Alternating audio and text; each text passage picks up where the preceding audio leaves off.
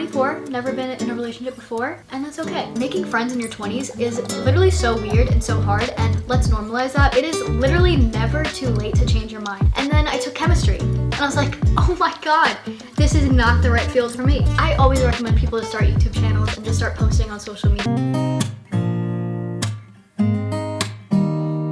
Hey besties, we are getting comfy and cozy. We have our coffee, so we're gonna have a little coffee girl talk chit chat because my favorite thing to do, one thing about me, I love a good chit chat. So we're gonna sit down and I'm gonna answer some questions that you guys sent on Instagram. If you're not following me on Instagram, go follow me on there so that you can be a part of these types of videos. Coffee of the day is a Dunkin' iced coffee. This is so large, but I needed it today. What can I say? I got a iced latte with butter pecan and oat milk, which I love. I freaking love the butter pecan. It's just so good. It's so good.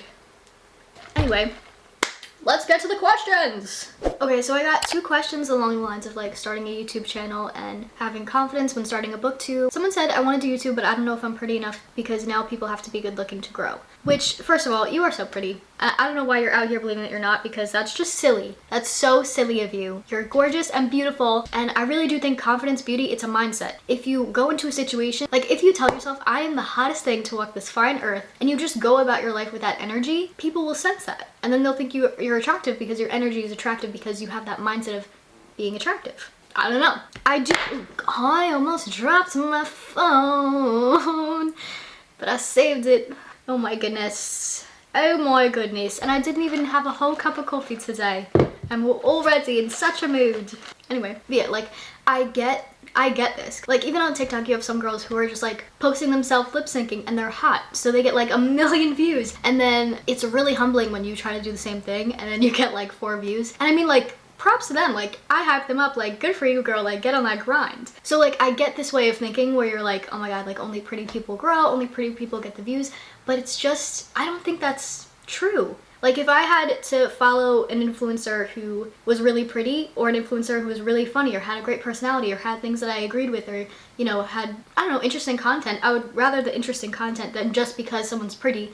I think there's so much more that goes into it, and I feel like if making videos is something that you really enjoy and that you have, you know, you have purpose, that you want to share something, or that, I mean, for the simple fact that it makes you happy and it's something that you enjoy, freaking do it, man. Don't hold yourself back with like these visions of, oh, I'm not pretty enough, I'm not good enough, oh, I will never grow. Then that's you just stopping yourself from starting with all these like limiting beliefs about yourself. I always recommend people to start YouTube channels and just start posting on social media because I can't tell you like the amount of just confidence and romanticizing of yourself and your life that happens when you do post things. You're literally like watching yourself and your life, and I think through that process you just romanticize yourself and your life and then you gain confidence from that. It's just, I think it's so great, and getting to share yourself and your passions and your thoughts. So I would just start, I would just do it. And I know it's hard, but don't get too caught up in like the growth of it all, because the growth will happen. I feel like on YouTube especially, it kind of like takes longer to grow versus like other platforms like TikTok, but I still think it's so worth it to do if it's something that you really enjoy. And focus on the enjoyment, focus on the fun, because it should be fun. It really should be fun at the end of the day. And through posting and through putting yourself out there, you're gonna find your people, you know what I mean? And you're gonna find your audience and your people, and it's just gonna be amazing. I'm rooting for you. And as far as confidence tips for starting a book talk or a booktube,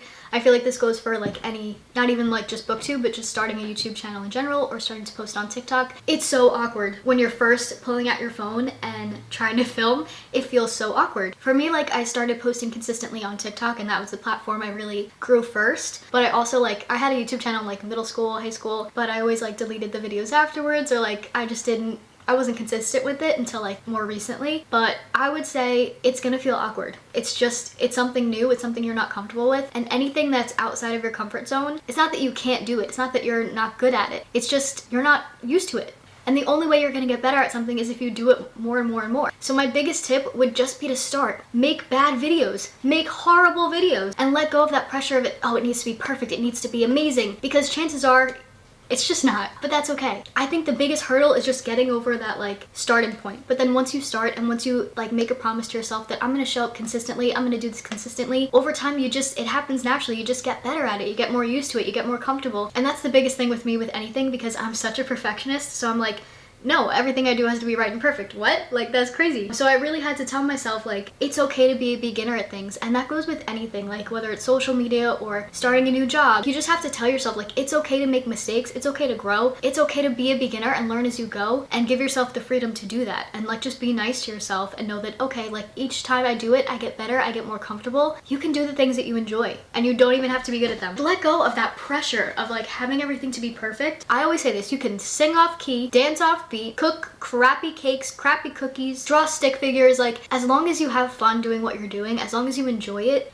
it's never wasted. Like, you can do things simply for the fact that you enjoy doing them, and the confidence that comes from posting on social media or making videos, I feel like just happens over time the more you get used to it. Someone said, what was high school like for you? Not to toot my own horn or anything, but I was high school valedictorian, and if that doesn't paint a picture of what high school was like for me, I didn't go to any parties. Me and my group of friends, we would even like hang out with the teachers after class and help them out. Like, it was that kind of vibe. I was student government president, valedictorian, like my head was in the books. So I feel like that kind of gives you the vibe of like what high school was like for me. It was like pretty stressful. I was studying all the time, but I did like school plays and like those were really fun too. So it's high school, but for being high school, it was a pretty okay experience for me, I would say. How do you stay organized to read, study, and work? And then I have a lot of other like time management, like how do you find time to read while also doing school? And the honest answer is I don't know. I really don't know. I feel like the reading challenge videos I make always push me to read more because there's something in my head that's like, I cannot fail. So like it pushes me to read more, I guess. But other than that, like if I'm just mood reading, it really depends on the week too. If I have busier weeks with grad school, then like I obviously don't read as much. But I have to say it is a lot easier this semester because it's my last semester. It's mainly like clinical and I only have like 2 classes. With that, I really do have to manage my time because I want to study for the praxis and prepare myself for the comps and all of those,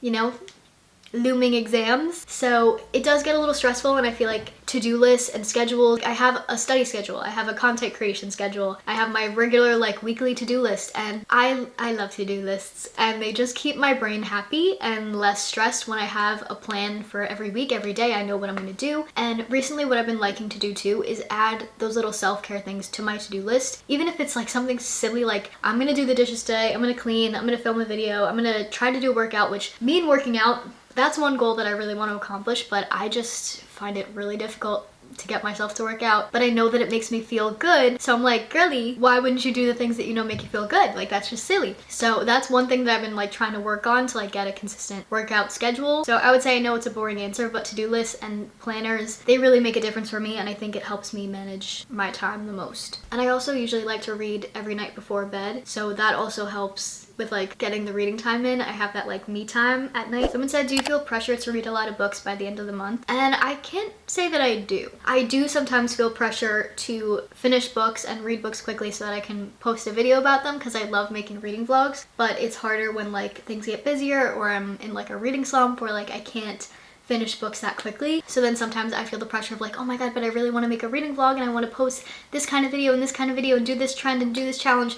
But then in my head I'm like, oh, I can't even like read 10 pages today. But I don't know. And again, like reading should be fun and the whole experience should be fun and enjoyable. So adding those pressures shouldn't be. It just shouldn't be, you know? Because what's that about? Why are we doing that? What do you think about changing majors? Is it too late at 23? And someone also asked like, how did you get into speech pathology? How did you decide on your major? So I'll talk a little bit about that because, oh my goodness. Like I said, I'm a big to-do list girly, I'm a big planner. So when I went into college, I had this whole plan. I literally planned out all the experiences I had to have, all the classes I needed to take within my 4 years of college. And I had a whole list, I had a whole plan. This is what I'm gonna do. And then I took chemistry. And I was like, oh my god, this is not the right field for me. So I went into college as a bio major, took chemistry, realized this is not for me. And I just had this like feeling like, oh my god, I don't know what I want to do. And it's crazy how much pressure you feel to have it all figured out and to figure out, even now when I'm in grad school, I still have those moments of like, oh my god, did I make the right choice? Is this the right field for me?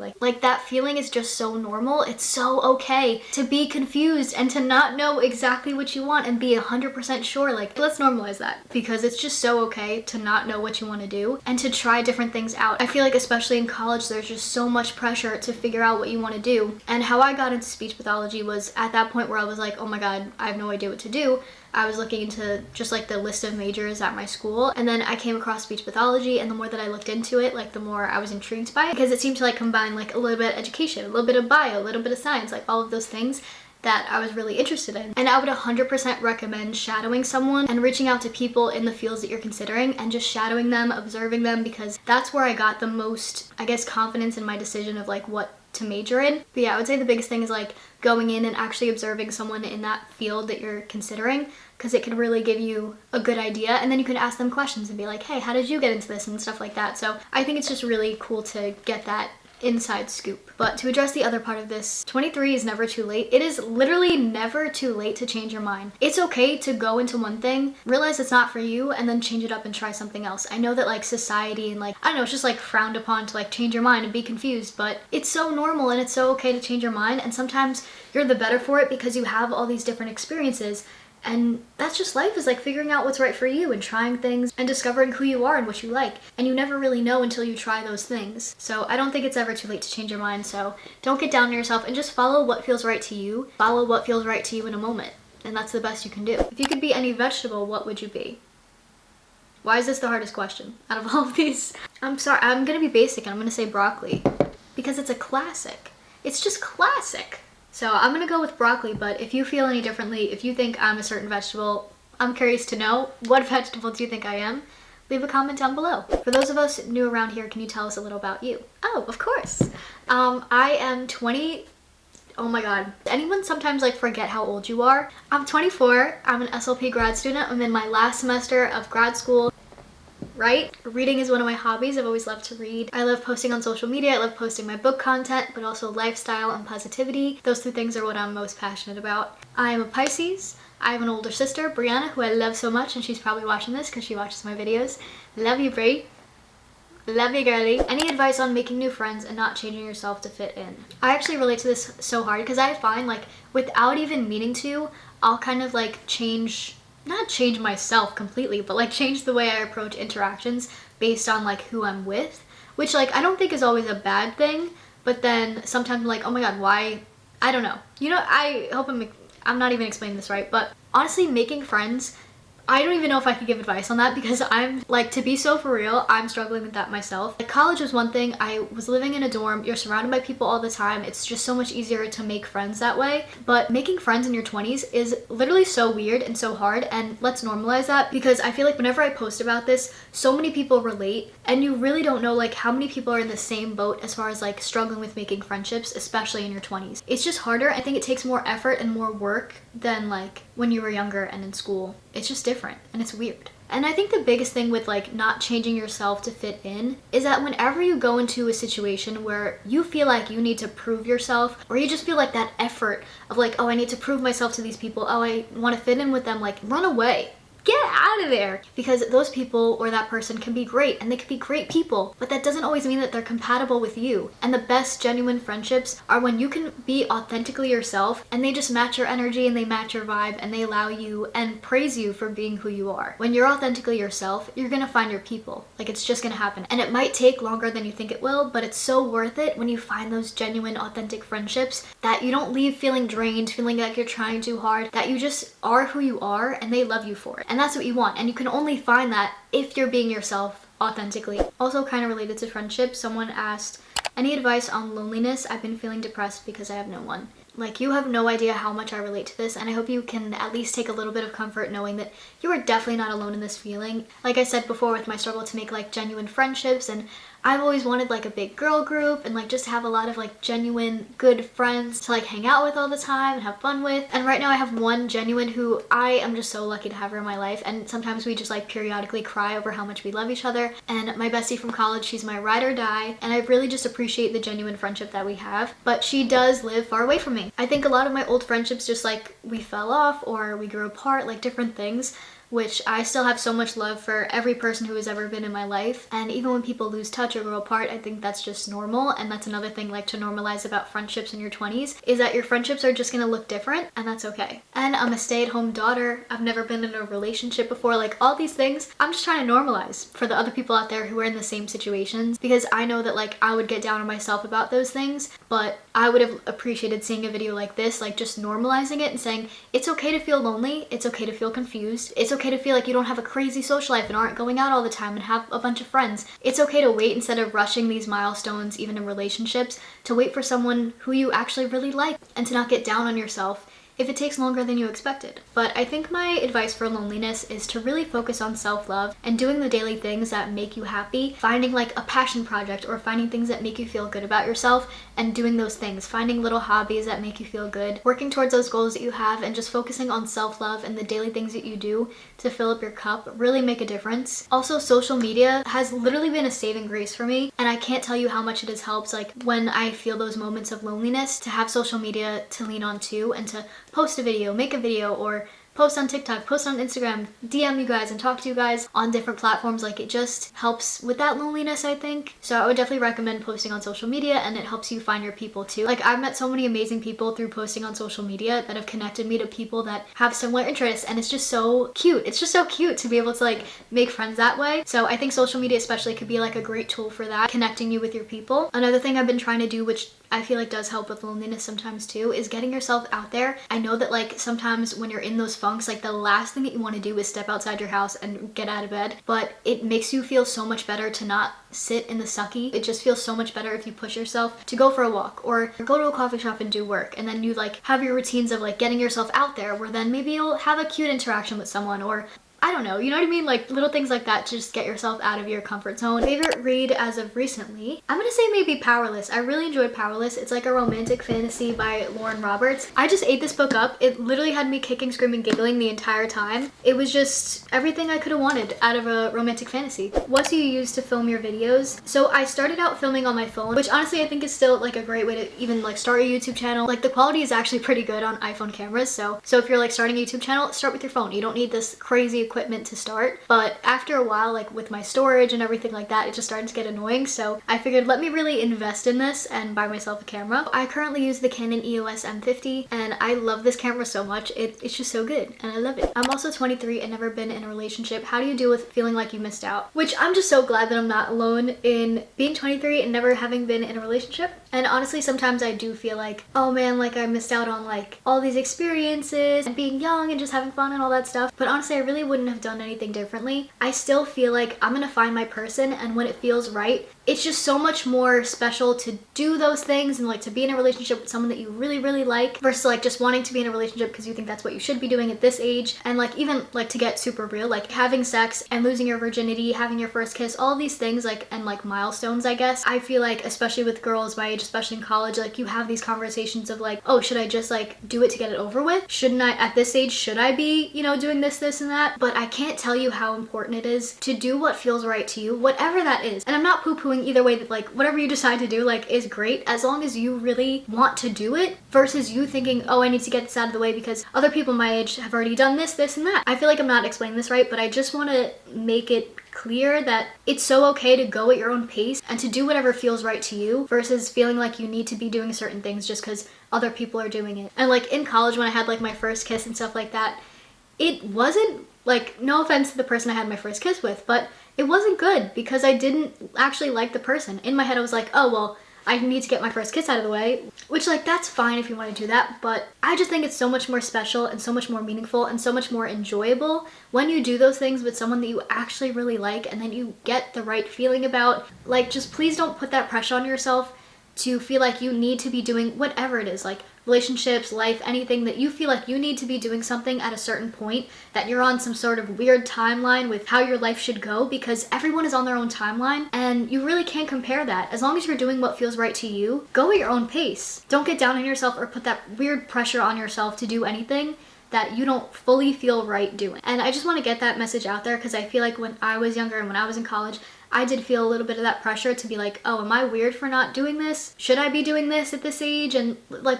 literally whatever it is, like just do what feels right to you. So yeah, I don't really feel like I missed out on anything because I know that I'm going on my own timeline and my own story, and it's just gonna be better and more enjoyable for me when I wait to be in a relationship with someone that I really like. And until I feel that it's right, I'm chilling and I'm doing me, focusing on my goals and my self-love, and I'm honestly just really happy with that. Yeah, someone asked, are you in a relationship right now? Also, I love you so much. I love you too. So yeah, no, I've never been in a relationship ever in my whole 24 years. I'm 24, never been in a relationship before, and that's okay. I remember I used to look up videos like this to like get validation for like not having been in a relationship yet. So I hope this gives you a little validation. If you have not been in a relationship, that's okay. Be on your own timeline, go at your own pace.